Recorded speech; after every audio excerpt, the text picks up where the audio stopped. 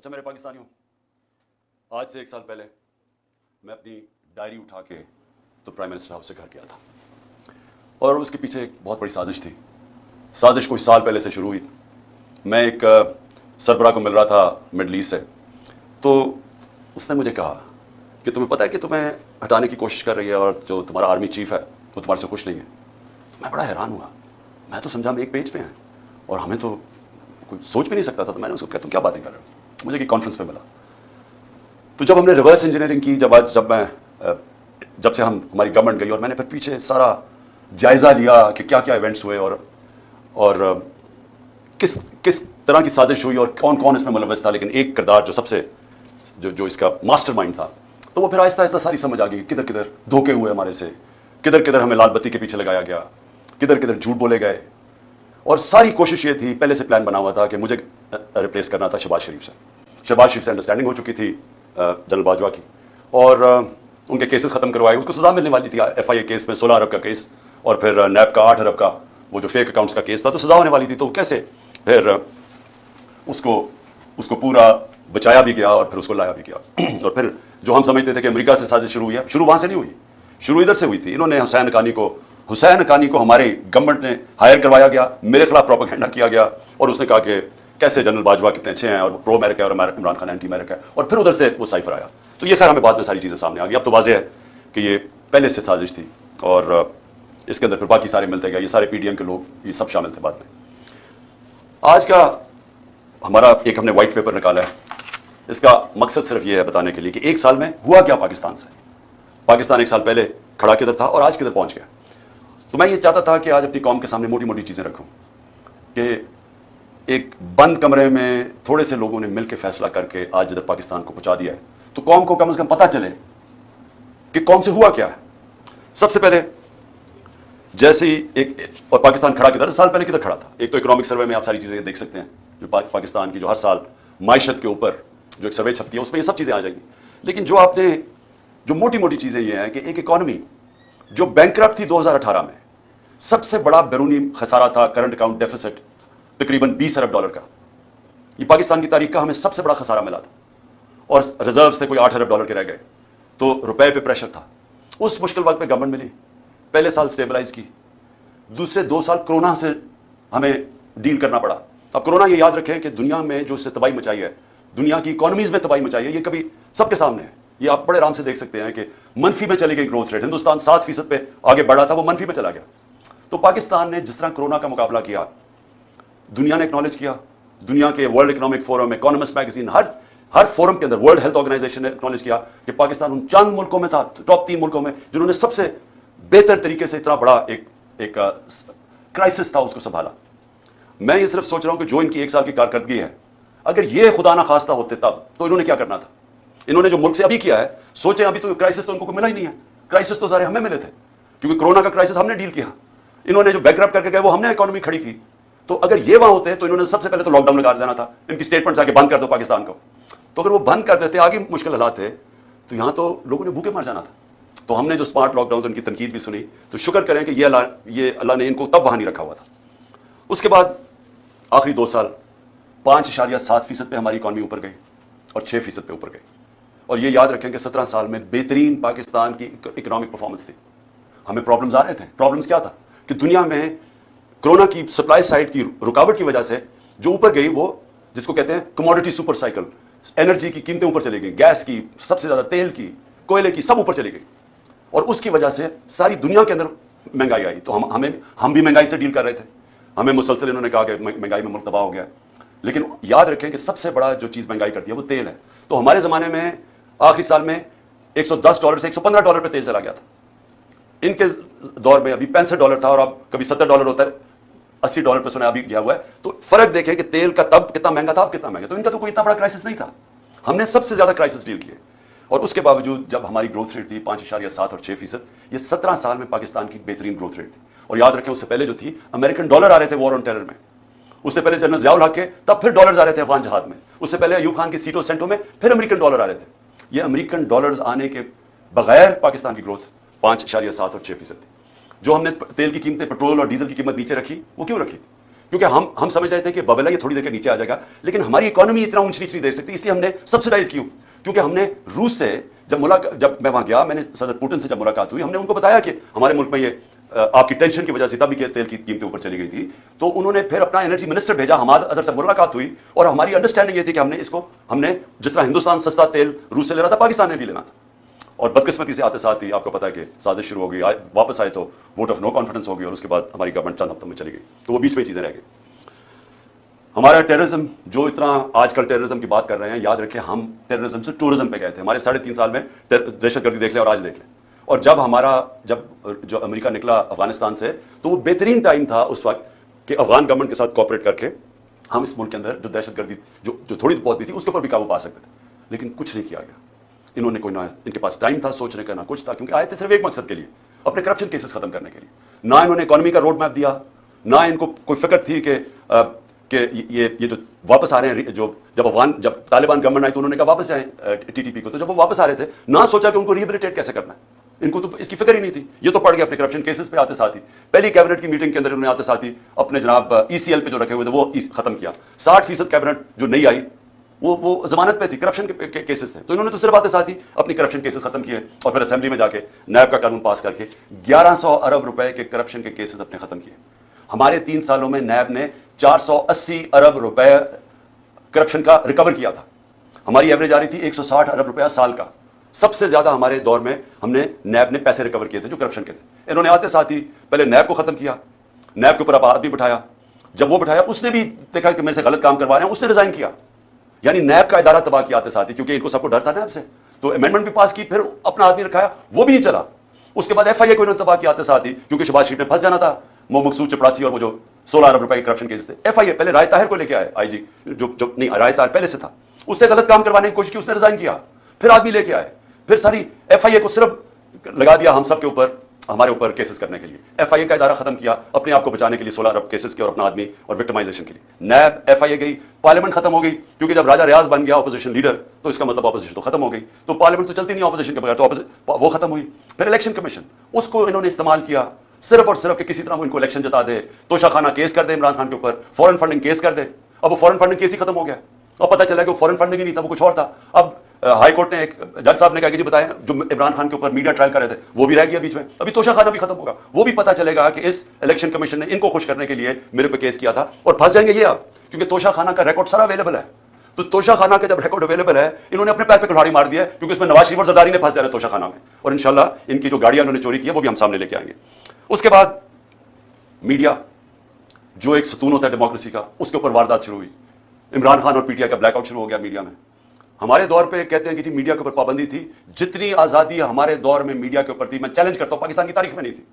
کھل میڈیا نے جس طرح ہمیں اٹیک کیا، میرے پہ، سب پہ، میرے گھر والوں پہ، کبھی ایسا میڈیا کا اٹیک نہیں تھا، ہنی مون پیریڈ بھی نہیں ملا، پہلے دن سے اٹیک شروع کر دیا، اور جیسے ہی ہماری گورنمنٹ گئی میڈیا کو ٹوٹل کنٹرول کیا گیا۔ خود ٹیلی فون جایا کرتا تھا نامعلوم صاحب سے کہ جناب عمران خان کو نہیں دکھانا، ان کو اونرز کو ٹیلی فون کر کے کہا جاتا تھا کہ اس کو نہیں تم نے دکھانا، جو 2-3 چینلز تھی وہ جو دکھا رہی تھی ان کے اوپر آپ پریشر ڈال کے ان کو بھی بند کروا دیا کہ آپ نے بھی نہیں دکھانا، لائیو عمران خان کی کوریج نہیں دکھانی۔ جو سب سے بڑی پارٹی پاکستان کی ہے، اس کے لیڈر کو کیسے ایک ڈیموکریسی کے اندر آپ میڈیا سے بلیک آؤٹ کروا دیتے ہیں، اس کی سپیچز نہیں دکھانے دیتے، اور یہ بھی آپ یہ لائیو نہیں جائے گا کیونکہ ان کو خوف ہے کہ پتہ نہیں وہ کیا کہہ دے گا، تو اتنا خوف ہے فریڈم آف سپیچ سے۔ اور میں آج یاد کرانا چاہتا ہوں ہر وہ ہمارا صحافی جو ہمارے دور میں کہتا تھا کہ جی دیکھیں یہاں پابندیاں لگ رہی ہیں، میں چیلنج کرتا ہوں کہ آج اور کمپیئر کریں، میں کہتا ہوں پاکستان کی جمہوریت کی تاریخ میں کبھی ایسی پابندیاں نہیں لگی جو آج لگی ہوئی ہمارے اوپر۔ تو میڈیا انہوں نے کر دیا۔ پھر فنڈامنٹل رائٹس، بنیادی حقوق، 25 مئی کو اس سے شروع ہوتا ہے، لوگوں کے گھروں میں پولیس گھس کے، پی ٹی آئی کے ایم پیز لوگوں کے گھروں میں گھس کے، نہ چادر دیواری، وہاں جا کے جو انہوں نے جس طرح تشدد کیا، لوگوں کو اٹھایا، ایک 11 سال کے بچے کو لے کر جا رہے ہیں جیل میں کیونکہ باپ نہیں تھا، ایک گھر میں اٹیک کر دیا انہوں نے، وہ ایک میجر صاحب تھے، ان کو کیا پتا کون آ رہا ہے گھر میں، کوئی کسی کے گھر میں رات دروازہ توڑ کے گھستا اندر، اس نے گولی مار دی، اس نے سمجھا کوئی ڈاکو آ رہا ہے، اس کو پکڑ کے اس کے بیٹے کو انہوں نے جو تشدد کیا پولیس نے، جو بیٹے سے کیا، میں 6 مہینے کے بعد بیٹے کو ملا، اس نے کہا میں ابھی بھی میں رات کو سو نہیں سکتا، اتنا انہوں نے میرے ظلم کیا۔ اس کے بعد 25 مئی کو جو عورتیں بچوں کے اوپر انہوں نے وہاں دیکھ رہے ہیں کہ فیملیز آئی ہوئی ہیں، تحریک انصاف کی کیسے یہ کہہ سکتے ہیں کہ ہم کسی بھی انتشار کے اندر ہم ملوث ہوں، کیونکہ جو پارٹی الیکشن چاہتی ہے وہ انتشار کیوں چاہے گی؟ ہم تو پہلے دن سے کہہ رہے ہیں کہ پاکستان کے مسئلے الیکشن میں، وہ انتشار کیوں چاہے گی؟ لیکن ہر جگہ ہمارے اوپر انہوں نے ہمیں کوشش کی کہ کسی طرح ہم ریئیکٹ کریں, ہمارے اوپر ٹیئر گیسیں گے, جو بھی کریں, تاکہ یہ کہہ سکیں کہ تحریک انصاف انتشار پھیلا رہی ہے, تاکہ اور کیسز بنائیں, اور کسی طرح الیکشن نہ ہو ملک میں کہ جی فضا نہیں ہے, سیکورٹی سچویشن نہیں ہے. تو ہمارے پاس تب سے شروع ہے. پھر اس کے بعد ہر جگہ اور بنتے گئے, کیسز بنتے گئے. میرے اوپر آج 144 کیس بن چکے ہیں. میرے اور علی امین کے اوپر, دونوں کے اوپر انہوں نے غداری کا کیس بنا دیا. میرے اوپر غداری کا کیس یہ ہے کہ جناب میں نے اپنی کئی تقریر میں, کوئی ایک میجسٹریٹ کہہ رہا ہے کہ میں اتوار کو آفس تھا جب کوئی ہونا نہیں چاہیے تھا, میں نے اور میرے اسٹاف نے دیکھا کہ عمران خان نے کوئی ایسی توہین کر دیا ہے ادارے کی, کیونکہ میں نے ڈرٹی ہیری کا ہے اور میں نے سائیکوپیتھ کا ہے. اس کے اوپر میرے اوپر غداری کا پرچہ کر دیا. میں آج جو یہ کر رہے ہیں, میں ان سے سوال پوچھتا ہوں کہ آپ کو پتا ہے کہ آپ پاکستان کو کتنا نقصان پہنچا رہے ہیں ان چیزوں سے. ساری دنیا میں یہ جب جاتا ہے کہ آپ نے ڈرٹی ہیری اور سائیکوپیتھ اس نے تقریر میں کہنے کی وجہ سے ایک غداری کا پرچہ کر دیا جائے ایکس پرائم منسٹر پہ, اس کا پتہ پاکستان کو نقصان کتنا ہے, کہ دنیا مذاق اڑا رہی ہے پاکستان کا, ہمیں بنانا ریپبلک سمجھ رہی ہے. 144 پرچے, جس میں 40 دہشت گردی کے پرچے میرے اوپر ہیں. یہ ساری دنیا, باہر کی چینلز ساری انٹرسٹ ہے, یہ ساری چیزوں کی رپورٹنگ ہوتی ہے. تو کس کا آج پاکستان کا کیا امیج باہر جا رہا ہے کہ پاکستان کے اندر بنانا ریپبلک ہے, یا کوئی قانون ہی نہیں ہے, کوئی بنیادی حقوق کی حفاظت ہی نہیں ہے, جمہوریت ہی نہیں ہے. اور سارے ہمارے ایک بات پہ 3100 ہمارے کارکنوں کو پکڑ کے جیلوں میں ڈال دیا. ایک طرف الیکشن اناؤنس ہوا, ایک طرف ورکرز کو پکڑ کے جیلوں میں ڈال رہے ہیں. اس کے بعد سوشل میڈیا کے لوگوں کو اٹھا رہے ہیں, اغوا کر رہے ہیں, وہ غائب ہو جاتے ہیں. ہمارا اظہر ماشوانی غائب ہو گیا 7-8 دنوں کے لیے, پتہ نہیں کدھر گیا. ساری فیملی, گھر والے میرے سے پوچھ رہے ہیں. پوری طرح اس ملک کو سمجھنا چاہیے کہ جب یہ مسنگ پرسن ہوتا ہے, یہ جو بلوچستان میں روتے ہیں لوگ, یہ جو کراچی میں لوگ کہتے ہیں کہ اٹھا کے لے گا کسی کو, اس گھر کے اوپر کیا گزرتی ہے جب آپ کسی کو اٹھا کے اغوا کر لیتے ہیں. اور پھر اعظم سواتی سے جب اس کو ٹارچر کیا جاتا ہے, اس کو کسٹوڈیل, پہلے تو اس کو بچوں کے سامنے, اس کے پوتے اور پوتیوں کے سامنے مارتے ہیں آ کے 3 بجے گھر میں گھس کے, پھر اس کو اٹھا کے لے جا کے ننگا کر کے ٹارچر کرتے ہیں 75 سال کے آدمی کو. اس کے اندر اتنا غصہ ہے آج, کیونکہ جب آپ کسی سے اس طرح ذلیل کرتے ہیں, آئین کا جو آرٹیکل 14 ہے جو رائٹ ٹو ڈگنیٹی دیتا ہے, ہمیں ہماری عزت نفس کی حفاظت کرتا ہے, جب آپ اس کو ننگا کر کے ایک ٹویٹ کے اوپر کہ اس نے باجوہ کو کہہ دیا کہ NR 2 آپ نے دیا, اس کے اوپر اس کو ننگا کر کے اس کو تشدد کرو, سوچو کہ اس کا کیا امپیکٹ ہے, ہماری پارٹی پہ کیا امپیکٹ ہے. اور سب کو پتا کون اس کے پیچھے تھا, پولیس نہیں تھی, نامعلوم افراد نے یہ کیا, گل سے یہی کیا. شہباز گل کو بھی اٹھا کے لے کے گئے, 2 دن رکھا, تشدد کیا اس کو. ایک یونیورسٹی کا پروفیسر ہے, اس کو پکڑ کے انہوں نے تشدد کیا. کدھر گئے فنڈامنٹل رائٹس, کوئی پوچھنے والا نہیں. خوف ہے ساری جگہ کہ اوہ جی نامعلوم نے اٹھا لیا, خوف ہے ان کا کہ کوئی سب ان کے سامنے ڈرتے ہیں. سوشل میڈیا کے بچوں کو پکڑا, کسی کو کبھی کوئی اٹھا لے, ان کی عجیب خبریں آئیں, پکڑ کے وہی ننگا کر کے ان کو ذلیل کر کے ان کو پھر گھر واپس دے کہ آپ نے کچھ نہیں کہنا, آپ نے کسی کی تنقید نہیں کرنی. کوئی یہاں ایک ایسے انٹچبلز ہیں, ان کا نام ہی نہیں آپ نے لینا. یعنی یہ کوئی مشرف کے مارشل لاء کے اندر ہم نے کبھی اس طرح کی سختی نہیں دیکھی. میں نے کبھی اس طرح, میں اپوزیشن میں تھا, کبھی میں نے اس طرح کا ظلم نہیں دیکھا جو ہمارے اوپر ہوا, اور ہوتا جا رہا ہے, رکتا نہیں ہے. ہمارے جو لوگوں کو اٹھاتے ہیں وہ سب بتاتے ہیں, ان کو پکڑ کے لے جاتے ہیں, روزوں میں ان کو اٹھایا, نہ ان کو روزہ کھولنے دیا, گندا پانی دیں, پھر کوئی نامعلوم افراد آ جائے ان سے پکڑ کے لوگوں کو پھینٹا لگائے ان کو. اور پولیس کا میں یہ کہہ دوں کہ زیادہ تر پولیس ہمارے ساتھ سمپیتھیٹک تھی. لیکن میں اب اپنے گھر کا بتانا چاہتا ہوں کہ میرے گھر کے اوپر جو یہاں اٹیک ہوا. دیکھیں, پہلے آپ سمجھ جائیں کہ وہ ہوا تھا, ایشو تھا کیا, وہ وارنٹ کس چیز کی تھی. وارنٹ یہ تھی کہ ایک میجسٹریٹ کے کورٹ نے کہا کہ عمران خان کو وہاں ایک کیس کے اندر اپنی حاضری دینی ہے بیل کے لیے. میں کیوں نہیں جا سکا, پہلے مجھے گولی لگی ہوئی تھی, 3.5 مہینے میں میری ٹانگ ٹھیک نہیں تھی, ٹریول نہیں کر سکا. اس کے بعد میں نے ساری عدالتوں میں, ہائی کورٹ اسلام آباد جانا شروع کیا. اس عدالت میں اس لیے نہیں جا سکا کیونکہ وہ کچہری میں, F8 کچہری میں جدھر وہ عدالت ہے, ادھر 2 دفعہ دہشت گردی کے حملے ہوئے ہیں, ججز اور وکیل وہاں مر چکے ہیں اس میں. اس لیے ہماری سیکورٹی, کیونکہ گورنمنٹ کا کام ہے مجھے سیکورٹی دینا, یہ دے نہیں رہے. انہوں نے جو پرائم منسٹر کی بھی سیکورٹی تھی, ایکس پرائم منسٹر, وہ بھی ہٹا لی ہے, اور اس جگہ کے اوپر سیکورٹی تھی نہیں. تو ان سے وکیلوں نے درخواست کیا میجسٹریٹ کو کہ وہ آپ دوسرے عدالت میں چلے جائیں تو ہم آ جائیں گے. اس کے اوپر اس نے میری وارنٹ نکال دی. وارنٹ نکلی تھی بنی گالا کے لیے, لے کے آنا تھی, اور انسپیکٹر نے وارنٹ لے کے آنا تھا. وہ DIG وہ بنی گالا کی وارنٹ لے کے یہاں جاتا ہے, اس کا پروسیجر ہی بالکل غلط ہے. پہلے تو وارنٹ یہ تھی کہ عدالت میں آنا تھا 18 کو, وہ میں ویسے ہی جا رہا تھا عدالت میں, لیکن وہ وارنٹ یہ 3-4 دن پہلے آ گئے یہاں کہ جی آپ کو ہم نے اریسٹ کرنا ہے. بالکل غلط تھا, غیر قانونی تھا. اس کے بعد انہوں نے جب یہاں پولیس فوج جمع کر دی, جس طرح کہ دنیا کا سب سے بڑا دہشت گرد یہاں چھپا ہوا ہے 3 طرح سے پولیس, تو شام کو میں نے وکیل کے ذریعے اشتیاق خان جو پریزیڈنٹ ہے لاہور بار ہائی کورٹ کا, اس نے میں نے ایشورٹی بانڈ دیا کہ میں پہنچ رہا ہوں وہاں 18 کو, اور جب وہ ایشورٹی بانڈ مل جائے قانون کے مطابق اریسٹ نہیں کر سکتے. وہ CCP وہ لیتا ہی نہیں ہے بانڈ, کیونکہ نیت کچھ اور تھی. نیت کیا تھی ذرا میں آپ سب کو بتا دوں. نیت ان کی یہ تھی کہ 2 قسم کے ان کے سامنے ماڈل تھے جو میرے اوپر ازمائے. پہلے تھا سلمان تاثیر کا قتل. وہ دینی انتہا پسند ہیں جو وزیر آباد جس کے نام پہ انہوں نے یہ پلان کر کے کیا ہوا تھا. پہلے انہوں نے ایک کیمپین چلائی کہ عمران نے توہین مذہب کر دیا ہے. میں نے تب پبلک میں کہا کہ یہ اب سلمان تاثیر ٹائپ قتل کرائیں گے میرا دینی انتہا پسند سے, اور وہی ہوا. وہ اس نے میرے پہ واردات کی وزیر آباد میں. اس کے بعد کور اپ کیا گیا. پہلے تو میری ایف آئی آر نہیں رجسٹر کی, مجھے پتا تھا وہ کون 3 لوگ ہیں جو پیچھے تھے, کیونکہ میں تو پہلے سے کہہ رہا تھا کہ یہ میرے اوپر واردات ہونی ہے. اس کے بعد جب واردات ہوگی انہوں نے سیبوٹاج کیا جے آئی ٹی کی, کیونکہ اگر وہ فائنڈنگ سامنے آ جاتی تو پتا چل گیا تھا 3 شوٹر ایک تھا ہی نہیں, تو وہ دینی انتہا پسند کا جو انہوں نے بوگی بنائی تھی وہ تو ختم ہو گئی تھی. تو انہوں نے وہ سیبوٹاج کی. کون تھے پیچھے؟ وہ طاقتور جو سارے پاکستان میں وہ طاقتور جو فیصلہ کرتا وہی ہوتا ہے, وہ پیچھے تھے. اس کے بعد اگلا پلان بنتا ہے یہ جو میرے گھر پہ یہ اٹیک, یہ دوسرا ماڈل تھا مرتضی بھٹو ٹائپ قتل, کہ انہوں نے اٹیک کرنا تھا یہاں ہو رہا ہے اور اسی کے اندر جناب عمران خان کو قتل ہو گیا. تو وہ مرتضی بھٹو کا ماڈل تھا. یہاں پہلے کیا, ساری رات اٹیک کرتے رہے, اتنی پولیس رینجرز جس طرح کا انہوں نے کیا سب غیر قانونی تھا. مقصد کچھ اور تھا, مقصد یا قتل کرنے کا تھا یا پھر اٹھا کے جیل کے اندر کوئی زہر دے دینی تھی, جو کہ ان کا وہ جس طرح 4 وہ مرے ہیں ہارٹ اٹیک سے شہباز شریف کے گواہی, وہ دوسرا وہ ماڈل تھا. اس کے بعد میں جاتا ہوں اسلام آباد, ادھر دوسرا پلان پھر مرتضی بھٹو پلان بنا ہوا تھا. اندر پہلے انہوں نے مجھے اکیلا کرنا تھا, اندر جانا تھا, رینجرز پولیس بھرے ہوئے تھے نامعلوم افراد. تو وہ تو شکر ہے ہمارے اندر جو وکیل تھے ان کو بھی مارا, شبلی فراز کو مارا وہاں, اور اس سے جلدی سے انہوں نے آ کے بتایا کہ یہاں نہ ہو, یہاں تو ٹریپ ہے, ڈیتھ ٹریپ ہے. وہ اللہ نے وہاں سے بچایا. تو یہ سارا پلان بنا ہوا تھا عمران خان کو راستے سے ہٹانا. وہ کیوں؟ کیونکہ 37 میں سے 30 بار الیکشن ہم جیت چکے تھے, پاکستانی قوم ہمارے ساتھ کھڑی ہو گئی تھی, ڈر ان کو الیکشن سے لگ چکا تھا, الیکشن سے یہ بھاگ رہے تھے, اور اس الیکشن سے بھاگنے کے لیے ان کو ڈر یہ تھا کہ اگر اس کو جیل میں بھی ڈالتے ہیں تو اس کی پاپولیرٹی اوپر چلی جائے گی, لہٰذا اس کو قتل کرو, راستے سے ہٹاؤ. تو یہ جو 144 کیسز ہیں یہ سارا اسی کی کڑی ہے. پھر اسی دور میں میڈیا کا کیا, یعنی جو بنیادی حقوق تو تباہ کر دیے انہوں نے. جو ابھی علی امین کو پکڑا, علی امین کو کس طرح پکڑا؟ اس کو پولیس, اس کا جو ڈی پی او پکڑنے آیا اس نے اسٹیٹمنٹ دی کہ جو بھی ہو جائے میں نے اس کو پکڑ کے لے کے جانا ہے, عدالت بھی نہ اسے جانے تھے. یعنی ایسا کہ ٹارگٹ کر کے جو مین لوگ ہیں عمران خان کے ساتھ ان کو پکڑ کے جیلوں میں ڈالنا ہے. اگر عمران خان نہیں تو مین لوگوں کو جیلوں میں ڈالو. اچھا, اس کے بعد معاشیت. اب ذرا معیشت کیا تھی؟ میں نے شروع میں آپ کو بتایا کہ اکانومی گرو کر رہی تھی. انڈسٹری 17 سال میں لارج اسکیل مینوفیکچرنگ انڈسٹری 10% کی ریٹ پہ گرو کر رہی تھی, 10% پہ, جو کہ بڑی انڈسٹری ہوتی ہے جس سے سب سے زیادہ روزگار ملتا ہے. 3 سال میں 55 لاکھ لوگوں کو مزید روزگار ملا, یہ بھی ورلڈ بینک کی ہے. اور ہمارا جو زراعت ہے وہ 4.5% پہ گرو کر رہی تھی. 2 سال مسلسل بمپر کراپس ہوئی. کیوں؟ کیونکہ ہم نے پیسہ, گنا کا جو فصل تھی اس کا پورا پیسہ دینے دیا. ہم نے شوگر مل مافیا کو, جو بیچارے کسان کو کے اوپر ظلم کرتے ہیں, اس کے حق مارتے ہیں, ہم نے ان کو ٹائم پہ پیسے دلوائے, پوری قیمت دلوائی, انہوں نے پیسہ اپنی زمینوں پہ لگایا. تو سب سے زیادہ پیسہ زراعت میں گیا ہمارے دور میں, اور اس کی وجہ سے انہوں نے ہماری فصلیں بھی زبردست ہوئی, زراعت بھی بڑھ رہی تھی, انڈسٹری بھی بڑھ رہی تھی. آئی ٹی کی ایکسپورٹس جو مستقبل ہے 75% 2 سالوں میں بڑھی. تو ملک تو صحیح راستے پہ جا رہا تھا, ریکارڈ ہماری ٹیکس کلیکشن ہو رہی تھی. تو اب کیا حالات ہیں معیشت کے؟ 6% سے ورلڈ بینک کے مطابق 0.4% پہ گروتھ ریٹ نیچے چلی گئی. اس سے ورلڈ بینک کی رپورٹ ہے کہ 40 لاکھ لوگ غربت کی لکیر سے نیچے چلے گئے.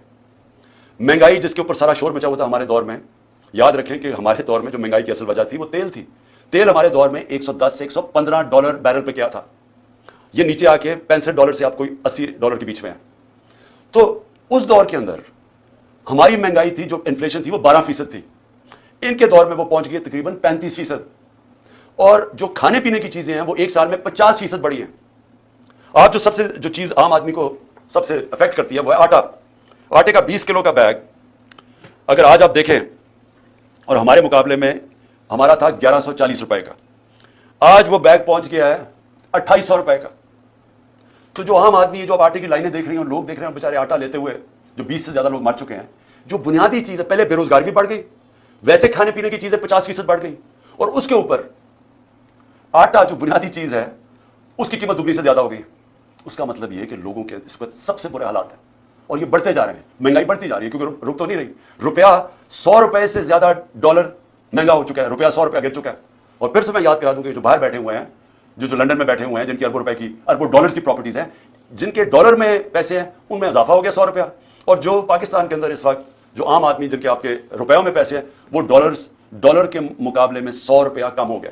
آپ کی اگر آپ یہ سمجھنا کہ $100 آپ کے پاس بینک میں پڑا ہوا تھا, تو صرف $65 اس کی خریدار کی قیمت رہ گئی ہے. ایکسپورٹس 10% گر گئی ہیں. ہماری ایکسپورٹس آخری 2-3 سالوں میں بڑھتی جا رہی تھی, اب بجائے بڑھنے کے ایکسپورٹس 10% کم ہو گئی ہیں. اس کا مطلب کہ ہمیں اور زیادہ مسئلہ ڈالرز کا آنے والا ہے, کیونکہ ہم اب قرضے تو لے رہے ہیں, لیکن قرضے واپس کرنے کے لیے جو ہمارے پاس دولت میں اضافہ ہونا چاہیے, یعنی ایکسپورٹس میں اضافہ اور ریمیٹنسز میں, وہ بجائے بڑھنے کے وہ یا رک گیا یا کم ہو گیا. تو ڈالرز تو کم آ رہے ہیں اور قرضے بڑھتے جا رہے ہیں. اور انڈسٹری جو سب سے خطرناک ہے پاکستان میں کہ آپ کی دولت میں اضافہ انڈسٹریلائزیشن سے ہوتا ہے. جو ہماری انڈسٹری بڑھتی جا رہی تھی, جو لارج اسکیل مینوفیکچرنگ 10% بڑھ رہی تھی, وہ آج 50% انڈسٹری بند ہو چکی ہے. اور جو آج انڈسٹری کا حال ہے اس کا اب ڈائریکٹ امپیکٹ پڑ رہا ہے. جس طرح میں نے کہا ہمارے دور میں یہ صرف سال پہلے فیصل آباد میں پوچھیں, ان کو ٹیکسٹائل انڈسٹری کا اسکل ورکر نہیں مل رہا تھا, مزدور نہیں مل رہا تھا. اور آج آپ دیکھ لیں کہ ٹیکسٹائل انڈسٹری کے حالات کیا ہیں. اچھا جی, پھر اب آخر میں پہنچ رہا ہوں کہ ایک سال کے اندر معیشت بھی بیٹھ گئی, میڈیا بھی بند کر دیا, ہمارے جو بنیادی حقوق ہیں ان کی بھی تباہی کر دی, ہماری جو ٹیررزم ہے پاکستان میں, جو ٹورزم کی طرف چلے گئے تھے, باہر کی برٹش ایئرویز, باہر کی airline, Virgin Atlantic airlines آنی شروع ہو گئی تھی پاکستان میں, کرکٹ ٹیمز آنی شروع ہو گئی تھی, وہ آج پھر دہشت گردی بڑھتی جا رہی ہے. کیونکہ امن تھا تو یہ سب آ رہے تھے, تو ان کے دور میں دہشت گردی بڑھتی جا رہی ہے. اب آخر میں اپنی بات ختم کرتا ہوں. اب پاکستان کدھر جا رہا ہے؟ ساری قوم کو ہمیں اب سوچنا چاہیے کہ ہمارا ملک جا کدھر ہے. سارے ادارے ہمارے گئے, پارلیمنٹ ہماری گئی. جس طرح پھر دیکھیں ملک چلتا ہے اداروں کے اوپر. پارلیمنٹ ایک ادارہ ہے, پارلیمنٹ کی آج حیثیت ختم ہو گئی ہے. آج پارلیمنٹ کے اندر کورم بھی پورا نہیں ہوتا, تو اس کو کوئی شوق ہی نہیں ہے پارلیمنٹ کو. اس کا مقصد ہی ختم ہو گیا جب اپوزیشن ختم ہو گئی. لیکن جو گورننس کے ادارے ہیں وہ گئے. جب آپ کی الیکشن کمیشن کے اوپر اعتماد اٹھ جائے, جب نیب ختم ہو جائے, جب ایف آئی اے ختم ہو جائے, جس نے انویسٹیگیٹ کرنا کرپشن, ان کو صرف استعمال کرو وکٹمائزیشن کے لیے. کیئر ٹیکر گورنمنٹ, اب کیئر ٹیکر گورنمنٹ بھی ایک ادارہ ہے. وہ کیئر ٹیکر گورنمنٹ بنی اس لیے تھی کہ یہ نیوٹرل ہوں گی, تاکہ نیوٹرل گورنمنٹ نیوٹرل امپائر بنے گی الیکشن کروانے کے لیے. یہ اس لیے بنی تھی. یہ جو کیئر ٹیکر گورنمنٹ بنی ہے, کوئی تصور کر سکتا ہے اس طرح کے لوگوں کو کوئی نیوٹرل کہہ سکتا ہے؟ 3100 کارکنوں کو پکڑ کے جیل میں ڈال دیں, میرے گھر پہ حملہ کر دیں. میں جاتا ہوں اسلام آباد پیچھے, میری بیوی اکیلی گھر پہ, وہ پورا دعویٰ بول دیتے ہیں, مارتے ہیں ان کو, نوکروں کو مارتے ہیں, خنسامے کو لے جاتے ہیں. اچھا خنسامے سے سوال کیا پوچھتے ہیں یہ نامعلوم افراد, یہ بھی سن لیں کہ جی عمران خان کے جو گھر پہ جو کمرے میں اس کے شیشے لگے ہوئے ہیں, اس خنسامے سے پوچھ رہے ہیں کیا وہ بم پروف ہیں یا بلٹ پروف ہیں. پھر اس سے پوچھ رہے ہیں کہ جناب کتنا راستہ ہے کچن سے عمران خان کے بیڈ روم کی طرف. یہ خنسامے سے سوالات پوچھ رہے ہیں. وہ اور ہے کہ وہ کھاتا کیا ہے تاکہ وہ زہر دینے کے لیے پتا چل جائے کھاتا کیا ہے. یہ ہمارے ملک کے حالات ہیں. وہ بیچارے خنسامے کو مار مار کے وہاں پہلے لے جاتے ہیں. اب یہ سوال پوچھ رہے ہیں اسے, اور اس بیچارے غریب آدمی کو پھر اپنا ایسٹ بنانے کی کوشش کر رہے ہیں کہ تاکہ آگے سے جاسوسی کریں گے. پہلے بھی میرے جو اسلام آباد کے جب میں پرائم منسٹر تھا, وہ دونوں میرے جو نوکر تھے, میرے جو گھر میں کام کرتے تھے, ان دونوں کو پیرولز پہ رکھ لیا نامعلوم افراد نے. ان سے بھی یہ پوچھتا کھانا کیا کھاتا ہے. یہ سوچیں یہ ملک کے حالات ہیں کہ کیا اگر مارنے کی آپ نے کوشش کر رہی ہے تو کوئی عقل سے کر لیں, کسی تھوڑی سی عقل ہی استعمال کر لیں. اس طرح بھونڈے طریقے سے کھلے عام کبھی وہ پورا گھر پہ دعویٰ بول دیتے ہیں, وہاں ادھر کر دیتے ہیں, یا پھر زہر کی اچھا جی کھانا کیا کھا رہا ہے, اور پھر گھر کا جی بلٹ پروف ہے یا بم پروف ہے اس کا کمرہ. تو میں آج آخر میں یہ پوچھنا چاہتا ہوں کہ ہم جا کدھر ہیں. ادارے جب ایک ملک کے ختم ہو جاتے ہیں, ملک ختم ہو جاتا ہے. ملک چلتا ہے اداروں کے اوپر, آپ کی بیوروکریسی کے اوپر, آپ کا جوڈیشل سسٹم کے اوپر. وہ ادارے جو گورننس کے ادارے ہیں, پولیس کا ادارہ ہے, پولیس سے یہ کام کروانے جا رہے ہیں. اچھا پولیس ہمیں خود آپ آ کے کہتی ہے جی یہ بڑا غلط کر رہے ہیں, ہم نہیں کر رہے, ہمیں پیچھے سے حکم ہے. اب یہ پیچھے سے نامعلوم افراد بیٹھے ہوئے, وہ پیچھے سے ان سے کام کروا رہے ہیں. پولیس والے آپ کہتے ہیں. وہ جب ہمارے لوگ جیل میں گئے انہوں نے کہا جی پولیس نہیں کرتی تھی, وہ بعد میں نامعلوم افراد آتے تھے شلوار قمیض میں, وہ آ کے ان کے اوپر تشدد کرتے تھے. یہ ہے آج پاکستان کا حال. اور کس کو یہ اوپر رکھ رہے ہیں؟ اس ملک کے نامور ڈاکوؤں کو, جن کی سارے پراپرٹیز باہر پڑی ہیں, جن کا پیسہ باہر پڑا ہے, 30 سال سے منی لانڈرنگ کر کے باہر پیسہ لے کے جا رہے ہیں. ان کو بچانے کے لیے ملک کے ادارے بھی ختم کیے جا رہے ہیں, سارے انسانوں کے بنیادی حقوق ختم کیے جا رہے ہیں, سارے اداروں پہ پریشر ڈال رہے ہیں کہ کسی طرح ہم ان کو قبول کر لیں اور کرش کرنے کی کوشش کر رہے ہیں تحریک انصاف کو. ایسے پولیٹیکل پارٹیز کرش نہیں ہوتی. میں یہ ساروں کو پیغام دے رہا ہوں, یہ صرف اور صرف ہم ملک کو نقصان پہنچا رہے ہیں. فاطمہ جناح کا جب الیکشن ہوا ایوب خان سے, تو یہ حربے استعمال کیے گئے اس کو ہرانے کے لیے. اس کا کیا ہوا نقصان؟ ادھر سے شروع ہوا ایسٹ پاکستان کی علیحدگی. مجیب الرحمان ان کے ساتھ تھے فاطمہ جناح کے ساتھ. ایسٹ پاکستان نے فاطمہ جناح کو ووٹ دیا تھا, یہاں حربے استعمال کر کے اس کو ہرایا گیا. کیا نتیجہ ہوا اس کا؟ ملک ٹوٹ گیا, کیونکہ وہی مجیب الرحمان آخر میں الیکشن سویپ کر گیا, کیونکہ انہوں نے کہا یہاں تو جمہوریت ہی نہیں ہے, یہاں تو ہماری آواز ہی نہیں ہے. اور جب وہ الیکشن جیت گیا, election free and fair election وہ جیت گیا, 1970 کا الیکشن سب سمجھتے ہیں فری اینڈ فیئر, وہ جب جیت گیا اس کی مینڈیٹ ہی مانگنا, ملک ٹوٹ گیا. اب وہی حربے پھر استعمال کیے جا رہے ہیں. یہ جو سب سے بڑی جماعت ہے, اس کے ڈر سے کہ وہ الیکشن نہ جیت جائے, سارے پاکستان کا نظام کا بیڑا گرک کر رہے ہیں. ہر وہ ادارہ ختم کر رہے ہیں کہ کسی طرح ان کو جتا دے, چوروں کو, ان کو کسی طرح یا الیکشن ہونا یا یہ جیتے نا. یہ جو اب سپریم کورٹ سے ہو رہا ہے, میں سوال یہ پوچھتا ہوں کہ میں نے آئین دیکھ کے, وکیلوں کو کنسلٹ کر کے, آئین کے مطابق میں نے اپنی گورنمنٹ جب ڈیزالو کی, اور اس لیے کہ ہم کام نہیں کر سکتے تھے, اور ہم یہ سمجھتے تھے کہ الیکشن ایک ہی راستہ ہے, اور ابھی میں سمجھتا ہوں کہ الیکشن کے بغیر کوئی دوسرا راستہ نہیں ہے. ہم اپنی گورنمنٹ ڈیزالو کرتے ہیں, ادھر سے پتا چلتا ہے جی वो और इशू उठ जाता है कि जी वो सो मोटो या नहीं सो मोटो भी, सो मोटो में तो हमारी गवर्नमेंट गई थी एक साल पहले, सो मोटो में तो गई थी, यही जजेस थे, तब वो ठीक था।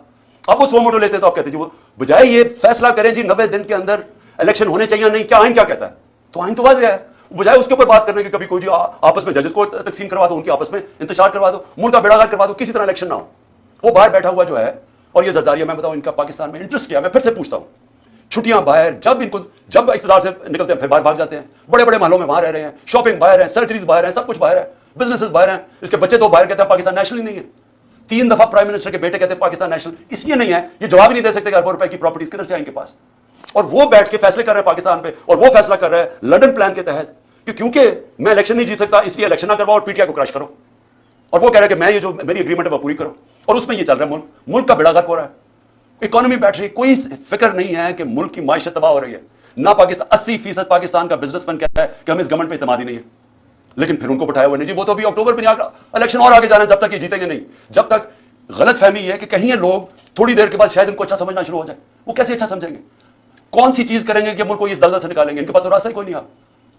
और इनके लिए मुल्क के आइन को भी नुकसान पहुंचाने की कोशिश हो रही है, अदलिया को भी तकसीम करने की, अदारे भी खत्म, फंडामेंटल राइट्स भी खत्म, हमारे ऊपर भी 144 केसेस। और फिर से मैं कहता हूं कि मुल्क का मजाक उड़ा सारी दुनिया में, सारी दुनिया में पाकिस्तान। क्या मुझे यह बताएं, जब ये कहे गए गवर्नमेंट कहेगी कि हम सुप्रीम कोर्ट का फैसला नहीं मानते, तो किस इन्वेस्टर ने पाकिस्तान में आना है? जब आप एक इन्वेस्टर को, जब पाकिस्तान की जस्टिस सिस्टम में इत्मीद ही नहीं है, वो कौन अपना पैसा लेके आएगा पाकिस्तान में? पाकिस्तानी अपना पैसा बाहर लेके जा रहे हैं, वो जाके बाहर इन्वेस्ट कर रहे हैं। और फिर जिस मुल्क के अंदर अगर ये चीजें वो सुने कि एक एक्स प्राइम मिनिस्टर को गद्दारी में इसलिए उसके ऊपर केस कर दिया क्योंकि उसने डर्टी हैरी और वो साइकोपैथ लिख दिया है, दुनिया मजाक उड़ाएगी। इसको बनाना रिपब्लिक कहते हैं। बनाना रिपब्लिक्स में इन्वेस्टमेंट नहीं आती, बनाना रिपब्लिक्स में से सारे उनके लोग पैसे चोरी करके बाहर भेज देते हैं, मनी लॉन्ड्रिंग करते हैं, वहां सारी जगह शरीफ और जरदारी बैठे हुए हैं।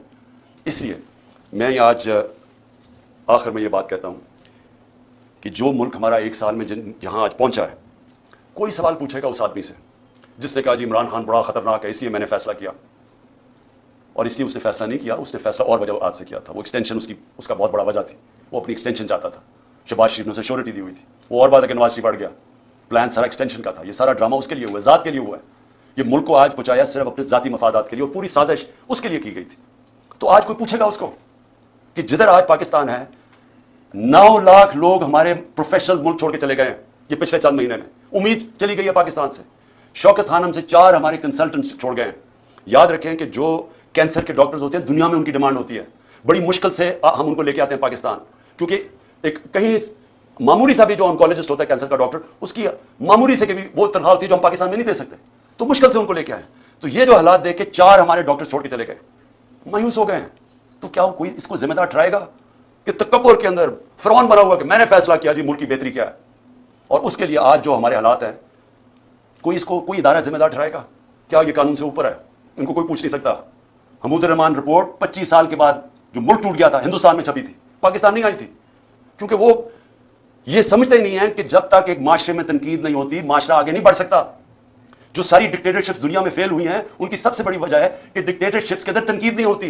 जब तनकीद नहीं होती माशरा सुकड़ जाता है। ये जो जमहूरियत की खूबी है ये कि वो तनकीद होती है और तनकीद से अपनी सलाहत करता है माशरा। यहां जब तक हम ये समझेंगे कि जी वो एक सुपर किंग था, वो जो मर्जी फैसला करे, जिम्मेदार किसी और को ठहराओ, और वो आराम से किसी बाहर वाले मुल्क में अच्छी हवाएं लेता फिरे, कभी भी मुल्क आगे नहीं बढ़ेगा। और आज खास तौर पे पाकिस्तान की इस बुरे वक्त में जो सबसे खुशाइन चीज वो ये कि पहली दफा मैंने एक साल में जो चीज चेंज देखा है कि हमारी आवाम जाग गई है, एक शऊर आ गया है। हमारा नौजवान सोशल मीडिया की वजह से और ये एक साल की कैंपेन में वो नौजवान एक इशू समझ गया, बच्चे समझ गए इशूज, स्कूल के बच्चे, वो शऊर है जो कभी पहले बड़ों में नहीं था। और उससे भी बड़ी चीज कि हमारी ख्वातीन घरों के अंदर इनकलाब आ गया। मैं समझता हूं कि ये सबसे खुशाइन चीज है जब एक कौम जाग जाती है और जब उसको समझ आ जाती है हकीकी आजादी क्या है। हकीकी आजादी इंसाफ से आती है। जब एक माशरे में आपके बुनियादी हकूक की हिफाजत करता है आपके अदालतों का निजाम, वो लोग आजाद हो जाते हैं, वो उसको लेवल प्लेइंग फील्ड कहते हैं, वो माशरी तरक्की करते हैं। तो इस वक्त लोग सब समझ बैठे हैं कि हमें आजादी चाहिए, हम बुनियादी हकूक चाहिए, हमें इंसाफ चाहिए। हमें ये जो क्लास है कानून के ऊपर बैठी हुई, हम इसको तस्लीम नहीं करते।